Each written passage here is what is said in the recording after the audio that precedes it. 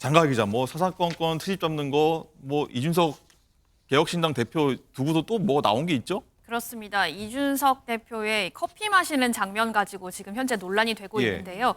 지난 8일에 이준석 대표가 박경석 전장현 대표를 한 카페에서 만났습니다. 이준석 대표는 이 전장현의 지하철 시위에 대해서 신랄하게 비판하면서 1대1 토론을 하기도 했었죠. 그러던 두 사람이 사이좋게 차담회를 한 겁니다. 그런데요, 문제는 다른 곳에 있었습니다. 지금 영상이 나가고 있는데 예. 커피를 시키고 음료가 나오자 양향자 원내대표가 커피를 하나하나 옆으로 돌리기 시작합니다. 양향자 원내대표는 제일 처음에 준 사람이 전장현 대표에게 커피를 맨 처음 건넸습니다. 아무래도 가장 연장자이기도 하고 저기서는 좀 외부 인사이기 때문에 가장 먼저 돌린 거고, 자, 그리고 두 번째로는 이준석 대표에게 커피를 주는데 이준석 대표가 바로 한 모금을 마시죠. 이준석 대표가 커피를 마시는 사이에 양향자 원내대표는 당 관계자에게도 계속해서 커피를 차례차례 전달을 하는데요. 이준석 대표는 함께 전달하는 게 아니라 자신의 음료만 마시는 모습을 보였습니다. 양향자 원내대표는 자리에 앉은 사람 모두에게 커피를 전달한 뒤에야 자신의 커피를 챙기는 모습을 보였습니다.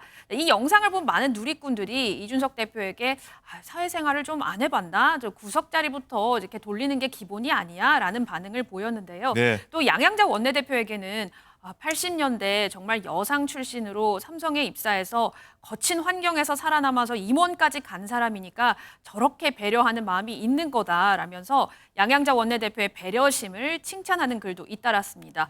여기에 장해찬 전 국민의힘 최고위원도요, 자신은 음료를 안쪽 자리부터 돌린다라면서 이준석 대표를 좀 비꼬는 듯한 사진을 올리기도 네. 했습니다. 장현주 부위원장님.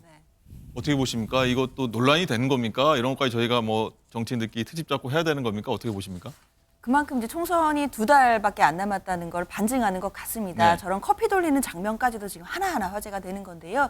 이준석 대표로서는 뭐 억울한 측면이 있을 수도 있을 것 같아요. 뭐 이준석 대표의 이야기도 들어봐야겠지만 본인은 또 대화에 또 집중하다 보니까 커피 돌리는 걸 잊었다 뭐 이렇게 얘기할 수 있을지는 모르겠는데, 그러나 일단 보시는 분들, 특히 이제 국민들이 보시기에는 이준석 대표가 조금은 매너가 없지 않았냐라고 논란을 제기할 만한 지점은 있어 보입니다. 특히 옆에서 이제 양향자 원내대표가 저렇게 계속해서 커피를 나르는 모습을 좀 비교돼서 보이기 때문에 저희가 이런 제3자 측면들은- 입장에서 보니까 저렇게 그렇죠. 보일 수도 네, 있고요. 그리고 또 일반 국민들 입장에서 볼 때는 또 그렇게 보이는 측면은 분명히 있어 보이는데, 중요한 건 정책이겠죠. 어느 뭐 개혁신당이 되었던 민주당이 되었던 국민의힘이 되었던 결국에는 정책과 공약으로 이번 총선에서 승부를 해야겠다라는 생각은 들었습니다.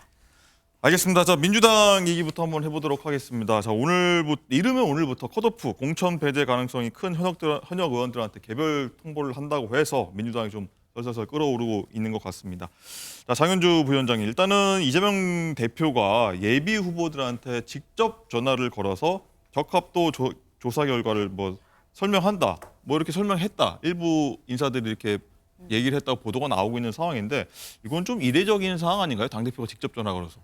이례적이라고 볼 수는 있을 것 같습니다. 다만 이제 언론 보도를 통해서 뭐 몇몇의 예비 후보들에게 전화를 돌렸다 뭐 이런 취지로 지금 보도가 난 건데요. 과연 이제 대표가 어느 정도 수준에서 또 어느 사람들에게 지금 전화를 돌렸는지는 좀 더 이제 추후에 확인을 해봐야 될 것 같긴 합니다. 다만 저 보도가 사실이라고 한다면 이재명 대표 입장에서는 당대표로서 사실 지금 민주당 내부에서 공천 과정에 어느 정도 잡음이라든지 갈등 양상들이 있는 상황인 건 분명하거든요.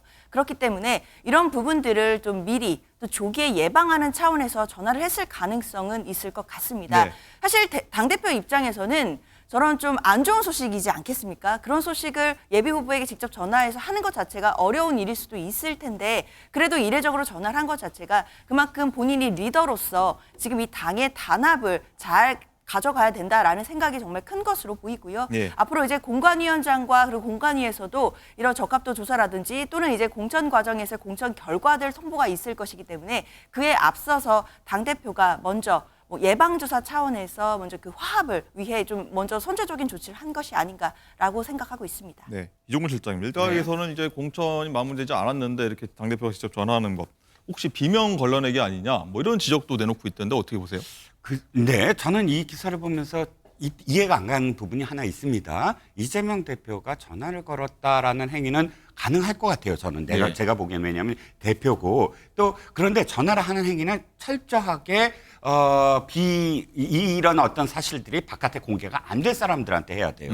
공개가 되면 당연히 파장이 있으니까 그것을 계산했을 테고 두 번째 하는 행위는 뭐냐면 설득이거든요. 그러면 충분히 내가 설득이 가능하다라고 판단을 하는 사람들한테 했을 겁니다. 그러면 우리가 알려지지 않은 상황 속에서는 사실 당대표가 여러 가지 노력을 할 수 있는 것이거든요. 가장 중요한 게 공천의 파열음이 안 일어나게 만드는 게 대표의 가장 큰 사실 주안점이니까요. 그런데 이게 바깥으로 나왔다는 건 이재명 대표의 지금 정무적인 감각이 잘못되고 있다. 그러니까 사람을 선정하거나 혹은 말에 설득의 어떤 의미가 단순히 아유 붙지 마세요 이게 아니라 사실은 무엇인가 설득할 수 있는 어떤 카드가 있었어야 됐는데 그런 것이 없이 아유 그냥 붙지 마세요 점수가 이렇게 나왔습니다라고 통보하듯이 했기 때문에 만약에 흘러나왔다면 설득의 방법이 잘못된 것이고 사람을 잘못 선정한 것이고 직접 나서지 않아야 될 일을 나섰다. 결과적으로 봤을 때는 정무적인 감각이 좀 떨어진 게 아니냐라는 생각이 듭니다. 알겠습니다. 저희가 나왔던 보도 내용을 한번 전달해 드린다는 점